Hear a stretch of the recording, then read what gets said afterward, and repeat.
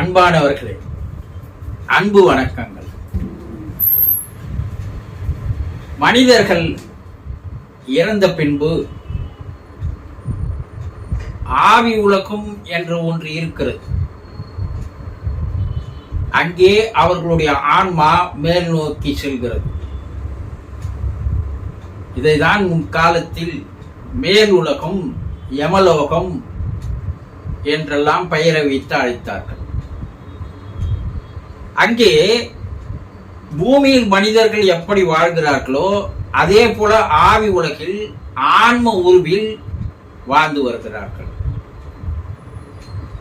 அங்கே வாழ்க்கை முறை அவர்கள் இருக்கும்போது பூமியிலே வாழ்ந்த தன்னுடைய குடும்ப உறுப்பினர்களோடு எப்படி இருந்தார்களோ அதே போலதான் அங்கிருந்தும் குடும்ப உறுப்பினர்களோடு வாழ்கிறார்கள். உருவம் இல்லை, மற்றபடி ஆன்மா தொடர்பு கொள்கிறது. மேலுலக வாழ்க்கை, ஆவி உலக வாழ்க்கைகள் எப்படியெல்லாம் இருக்கிறது என்பதை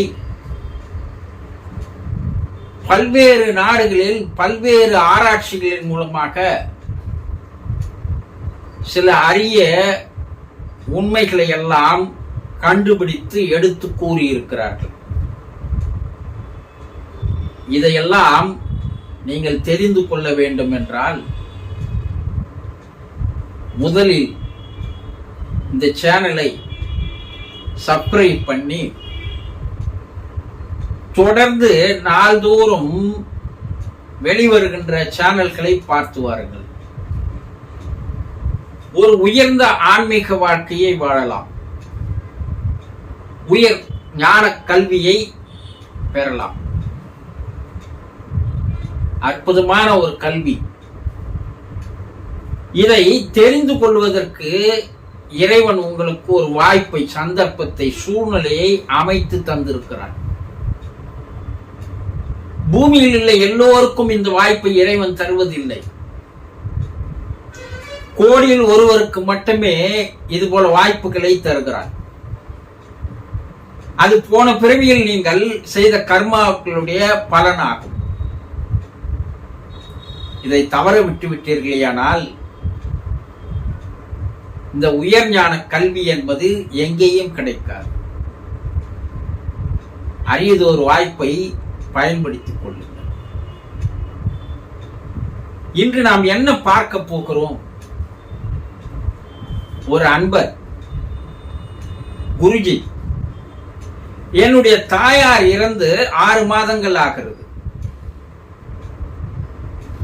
அவர்கள் ஆவி உலகில் இருக்கிறார்கள் என்று நீங்கள் சொல்கிறீர்கள்.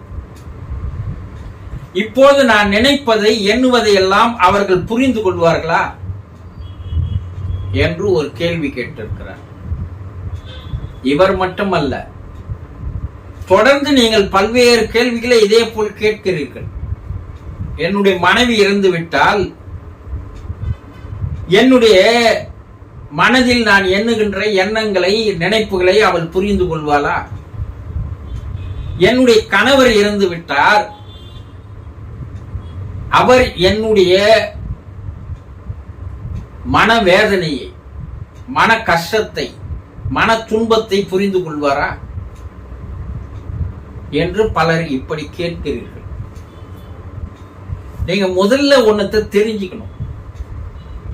இதுவரைக்கும் உங்களுக்கு இதை பற்றி எடுத்து கூறுவதற்கு யாரும் இல்லை. நீங்க ஒரு கட்டுக்குள்ளேயே நம்முடைய பெற்றோர்கள், அதுக்கு முன்னிருந்த பெற்றோர்கள் கூறிய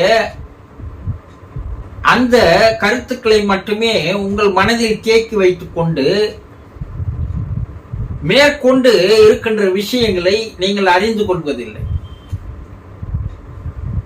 உங்கள் பாட்டனாரோ உங்கள் தகப்பனாரோ இருந்த காலத்தில் கண்டுபிடிக்க முடியாத பல்வேறு விஞ்ஞானங்கள், பல்வேறு கண்டுபிடிப்புகளை கண்டுபிடித்திருக்கிறது இல்லையா? அதே போல இப்போது ஆவி உலக ஆராய்ச்சியின் மூலமாக 1-2 நாட்டில் அல்ல,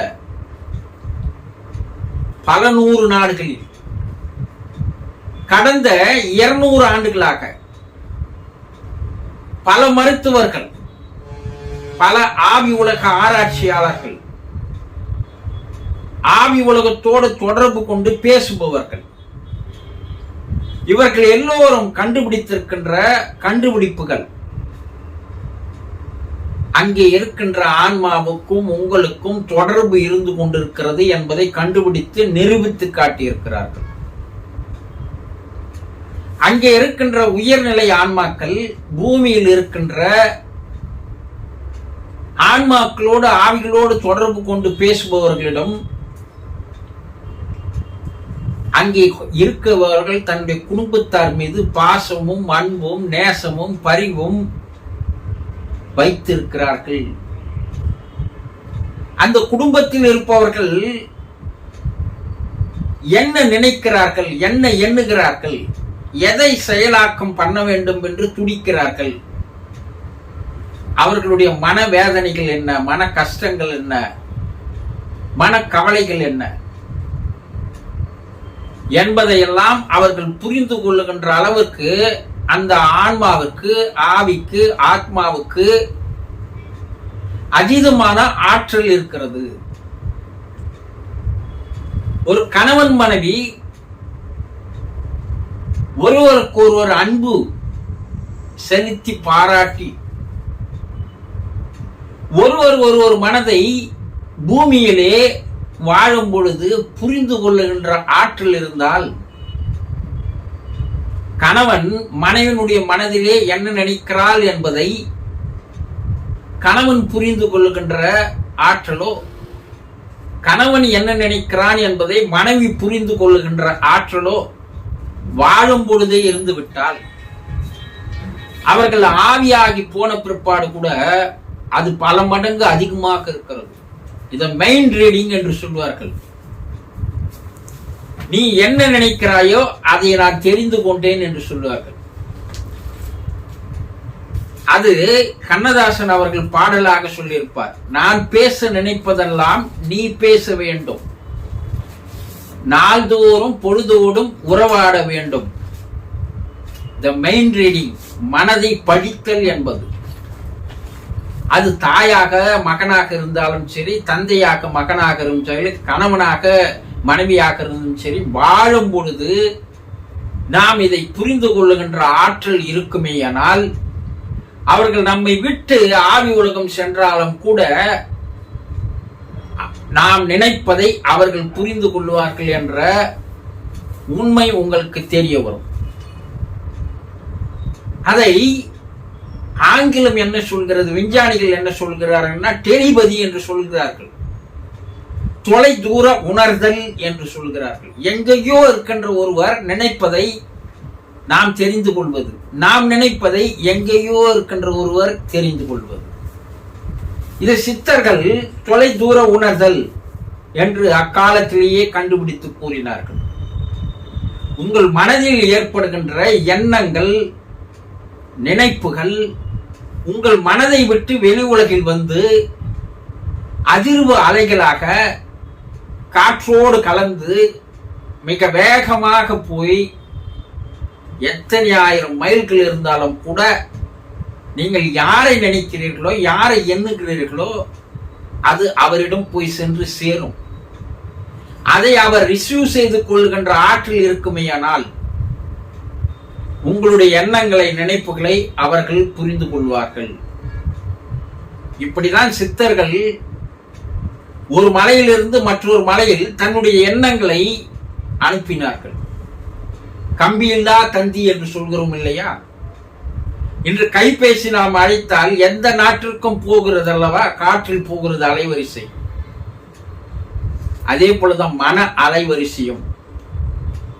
அவர்கள் மேல் உலகில் இருக்கின்ற அவர்களுக்கு உங்களுடைய எண்ணங்களை, நினைப்புகளை, சிந்தனைகளை, செயல்களை, வருத்தங்களை, கவலைகளை, துன்பங்களை எல்லாம் நீங்கள் நினைப்பதை எல்லாம் ரிசீவ் செய்து கொள்ளுகின்ற ஆற்றல் அவர்களுக்கு உண்டு என்பதை ஆவி உலக ஆராய்ச்சிகள் தெளிவாக எடுத்து கூறுகிறது.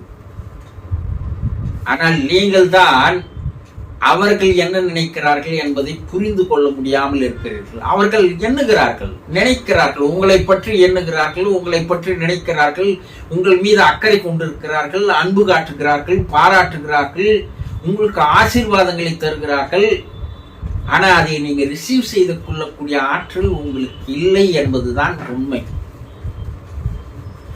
அது வாழும் காலத்திலேயே அந்த மன தொடர்பு, மன பரிமாற்றம் என்பது இருக்குமேயானால் நீங்கள் நினைப்பதை அவர்களால் உணர்ந்து கொள்ள முடியும், அவர்கள் நினைப்பதை உங்களால் உணர்ந்து கொள்ள முடியும் என்பதை புரிந்து கொள்ளுங்கள். விஞ்ஞானம் இதற்கு பல்வேறு விதமான விளக்கங்களை தருகிறது, நிரூபித்து காட்டியிருக்கிறது. உயர்நிலை ஆன்மாக்கள் தன்னுடைய எண்ணங்களை, தன்னுடைய நினைப்புகளை எல்லாம் கீழ் உலகிற்கு அனுப்பி ஆவி உலக தொடர்பாளர்கள், ஆவிகளோடு பேசுபவர்கள் அப்படிதான் அதை ரிசீவ் செய்து கொள்கிறார்கள். ஆவி உலகத்தோடு ஆவிகளோடு பேசுகின்ற மனிதனுக்கு இருக்கின்ற திறமை எல்லோருக்கும் இருக்கிறது. ஆனால் அவர்கள் அதை சிறிது சிறிதாக பயிற்சியின் மூலமாக 10-15 ஆண்டுகள் அந்த பயிற்சியின் விளைவாக அவர்களுக்கு அந்த திறமை, ஆற்றல் வந்து விடுகிறது. அவ்வளவுதான். அது உங்களாலும் முடியும். ஆனால் நாம் என்ன நினைக்கிறோம், இறந்தவர் போய்விட்டார், அவருக்கும் நமக்கும் எந்த தொடர்பும் இல்லை, அதனால நம்ம நினைக்கிறத யார் புரிஞ்சுக்குவாங்க என்று உங்களுக்கு நீங்களே ஒரு சந்தேகத்தோடு, குழப்பத்தோடு இருக்கும்போது அங்கே இருப்பவர்கள் உங்களுடைய எண்ணங்களை புரிந்து கொள்கிறார்களா இல்லையா என்பது உங்களுக்கு குழப்பத்தில் தான் இருக்கும். இதற்கு பல்வேறு விளக்கங்களை, நிரூபணங்களை நான் அடுத்து வருகின்ற வீடியோக்களில் எல்லாம் உங்களுக்கு தெரியப்படுத்த இருக்கிறேன். தொடர்ந்து பார்த்து வாருங்கள். உங்களுடைய குடும்பத்தை விட்டு பிரிந்து போன, இறந்து போன, மரணம் அடைந்த அந்த ஆன்மாக்கள் ஆவி உலகிலே இருந்து கொண்டு உங்களை பற்றி எல்லாம் என்ன நினைக்கிறது, அதை நீங்கள் எப்படி புரிந்து கொள்ளலாம், நீங்கள் நினைப்பதையெல்லாம் அந்த ஆன்மா எப்படி புரிந்து கொள்கிறது என்பதை விளக்கமாக கூற இருக்கிறேன். தொடர்ந்து பயணித்து வாருங்கள், தவற விடாதீர்கள். இது உங்களுக்கு ஒரு